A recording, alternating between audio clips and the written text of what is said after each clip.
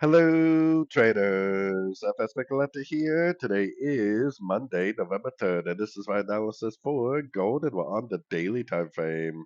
So on gold, we had this nice big push down, which I would obviously call either an A or possibly a wave one. I still think there's a better chance that we're going up now for either a wave B or a wave two. Luckily, I trade a wave B exactly the same as I do a wave two, which is basically primarily looking for longs on shorter time frame. So it really doesn't matter whether it's a wave two or whether it's a wave B, because it would be exactly the same strategy, which is looking for longs on shorter time frames. Going down to the 1 hour time frame is where you can start to see that we definitely did get a break of structure to the upside. We are definitely making higher lows, higher lows, higher lows. So anything we see to the downside, we need to kind of assume is likely just a pullback within this move up, which, like I said, is likely either a B or a two.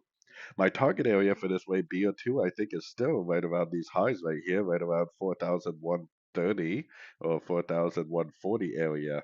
So even if it does push down a little bit, I think that more than likely it is going to keep on making those higher highs, higher lows. More than likely, we're already in this wave B or the wave two. So I would still primarily be recommending longs in an uptrend.